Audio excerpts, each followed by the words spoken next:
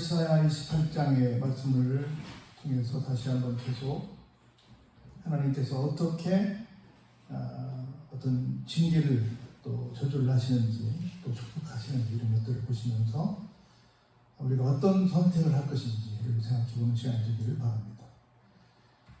1절에 에브라임의 술 취한 자들의 교만한 멸류관은 화 있을진저 이렇게 시작합니다. 여러분들이 아시는 것처럼 정말 안 좋은 얘기인데 역사는 밤에 술자리에서 이루어진다 이런 정치판의 얘기가 있습니다. 정상적으로 낮에 회의를 통해서 법을 통해서 일을 풀어가야 되는데 그렇지 않고 어떤 밤에 만나서 어떤 어두운 거리를 암거리를 하는 그런 것을 통해서 사람들이 어떤 일을 풀어간다. 그게 이제 일반적인 정치의 관례가 되었죠. 그리고 또 좋은 말 같은데 제가 볼 때는 별로 좋지 않은 말 같아요. 세상의 모든 어떤 일은 사실은 원칙이나 법보다는 관계가 더 우선이다.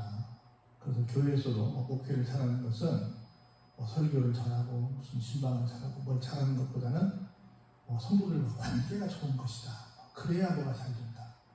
기가 막힌 말 같아요. 언뜻 보면.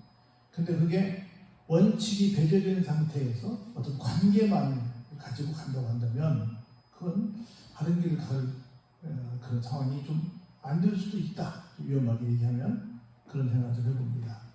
그래서 저는 늘 좀 아쉬운 게 뭐냐면 이 나라에 분명히 법이 있는데 법대로 원칙대로 통치를 하면 누가 시장이 되든 도지사가 되든 대통령이 되든 국회의원이 되든 별로 중요하지 않을 텐데 그 원칙이 지켜지지 않으니까 그냥 개인의 어떤 역량대로 어떤 걸 간다고 생각하니까 선거가 굉장히 좀 과열되고 이상하게 가지 않나. 물론 이제 원칙 가운데 조금 더 자기의 창의성을 더 발휘할 수 있는 사람이 당선이 되면 좀 더 좋겠죠.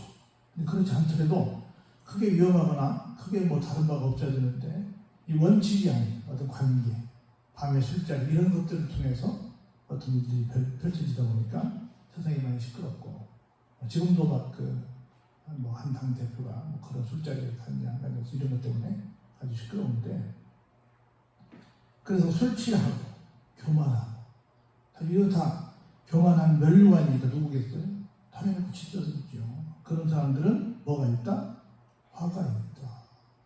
그러니까 관원이 될수록 더 겸손하고 하나님 앞에 의지해서 하나님의 방법으로 풀어야 되는데 그러지 않다는 거죠. 우리 옛날에 그런 얘기 들어봤잖아요. 아브라함 링컨이 굉장히 대통령 때 일이 많았는데 그 비서실장이 밖에서 기다리고 있는 거예요.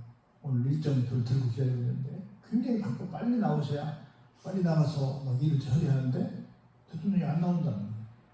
그런데 거기에서 뭐라고 지시했냐면 내가 기도하는 동안은 절대로 나를 족투독투하지 말라 이렇게 지시를 드렸기 때문에 기도하는 대통령을 깨울 수도 없고 기다리자니 막 이게 굉장히 막 일정이 밀리고 그것도 굉장히 막 어떨 줄 몰라 하는 그런 비서진이 이제 비서진이 나오니까 아이 카카 오늘 얼마나 아픈데 그렇게 오래 계시면 어떡합니까? 오늘 같은 날은 그냥 간단히 기도하시고 나오셔야지 말이 됩니까? 그랬더니 내가 이 사람아 일을 처리하나 하나님 처리하시지. 오늘 내가 일정이 많아서 그래서 우리 기도 시간이 길어진 거지. 그런 우리 유명한 예화가 있는데 그것처럼 대통령이든 누가 됐든 간에 모든 일은 누가 하신다? 하나님께서 하신다 라고 믿어야 되는데 하나님의 방법이 아닌 술의 기운을 갖고 교만하는 건 뭐예요? 하나님께서 주시는 지혜가 아니라 내 어떤 지식과 경험을 가지고 그 문제를 해결하려고 하는 그런 모습을 보고 있다는 거죠. 이런 사람들에게 뭐가 있다? 화가 있다라고 하는 겁니다. 그래서 술에 빠진 자의 성, 곧 영화로운 관같이 기름진 골짜기 꼭대기에 세운 성이여 쇠잔에 가는 꽃 같으니 화했을진저. 아무리 뭐 영화로운 관이고 뭐 기름진 골짜기 꼭대기에 세운 성 같고 기가 막히게 겉으로 볼 때는 엄청나게 멋있어 보이지만 다 어때요? 그냥 쇠잔에 가는 꽃 이미 다 잘려져서 시간이 흐르면 꽃이 그냥 말라 비틀어져 버리는 것처럼 그런 상태가 전락해버리고 만다. 그래서 절대로 원칙대로 하나님 말씀대로 가야지 그렇게 부정한 방법으로 해서는 안 된다. 교만한 방법으로 해서는 안 된다. 라고 하는 우리에게 일러주고 있습니다. 누가 그랬다고요? 에브라임 지파가 그랬다는 겁니다. 뭘까요? 보라, 죽게 있는 강하고 힘있는 자가 쏟아지는 우박같이, 파괴하는 광풍같이, 큰 물이 넘침같이 손으로 그 멸류관을 어떻게 해요? 땅에 던져버릴 것이다. 그렇게 잘 나가던 이 상황에서 하나님께서 강하게 심판하시는 것을 볼 수 있습니다.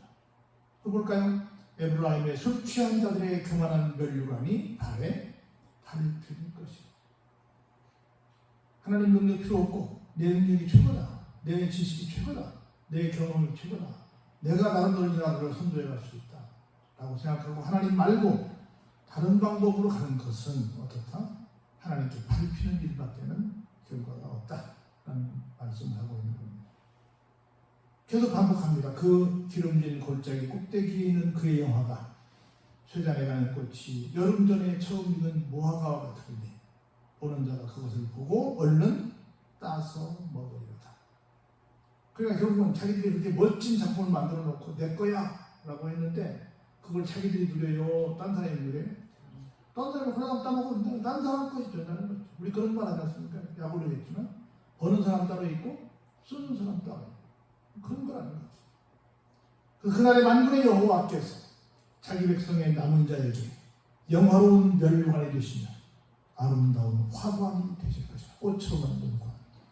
앞에 있는 사람들의 그 교만한 술 취한 자의 영광은 어떻게 되는데? 쇠잔해지는데 누구는? 자기 백성의 남은 자. 하나님의 백성들 가운데 많은 사람들이 배교했지요. 그런데 끝까지 이렇게 교만하지 않고 술 취하지 않고 사랑의 영광을 따지지 않고 오직 하나님의 방법대로 끝까지 남은 사람들은 어떻게 됐다? 하나님께서 영화롭게 하셨다. 하나님께서 영화로운 멸류관이 주시고 아름다운 화관이 되어서 그들에게 기가 막힌 복을 주신다는 겁니다.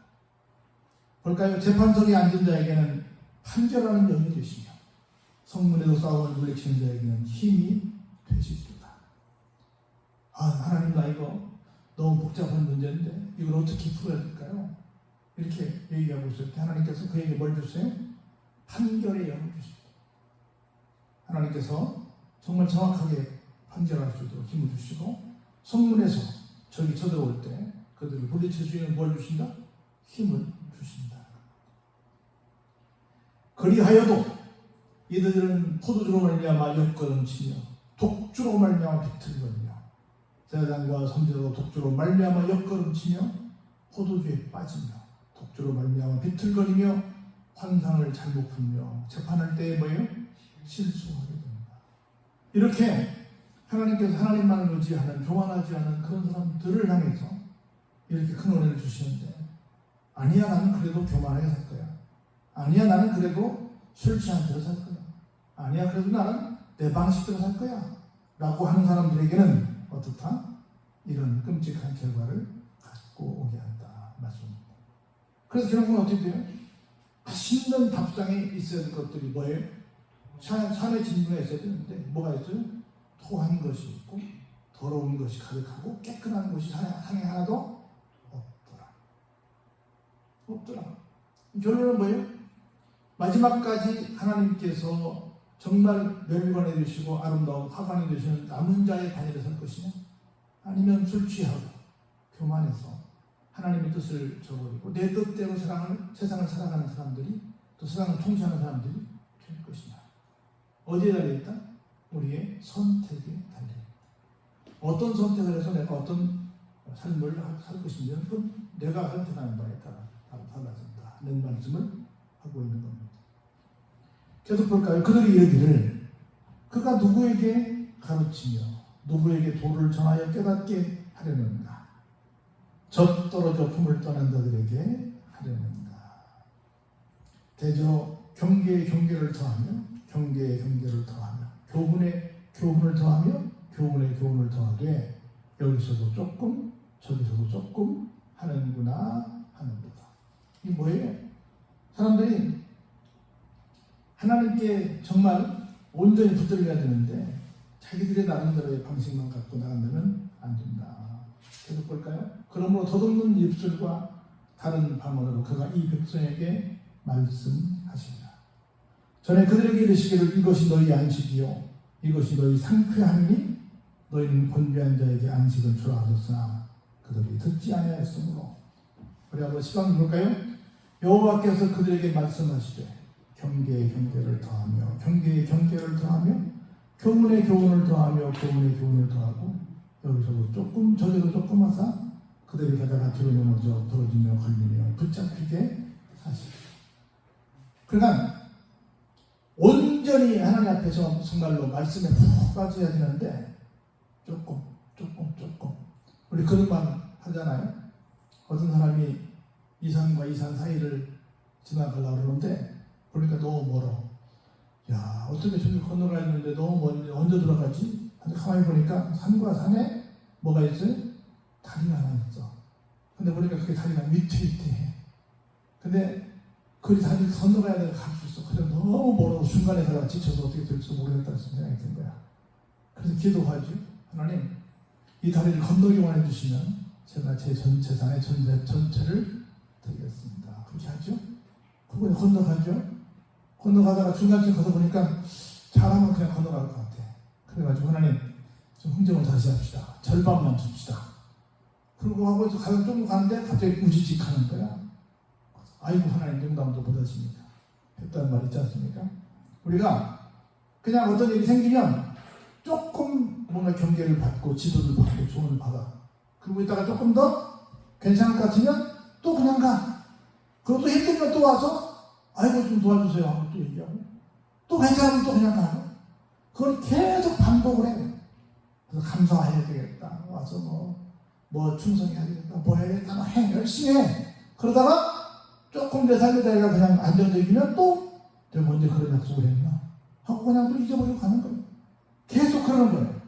그래서 우리가 끊임없이 경계에 경계를 더하고 교훈에 교훈을 더하고 계속 해야 되는데 여기서 조금 저기서 조금 문제 있을 때마다 그냥 조금씩 어떤 그냥 응급 처방만 하고 마는 그렇게 되면 되겠냐 그 말이죠. 그렇게 되면 어떻게 해요? 그들이 가다가 뒤로 넘어져 부러지며 걸리며 붙잡히게 하십니다.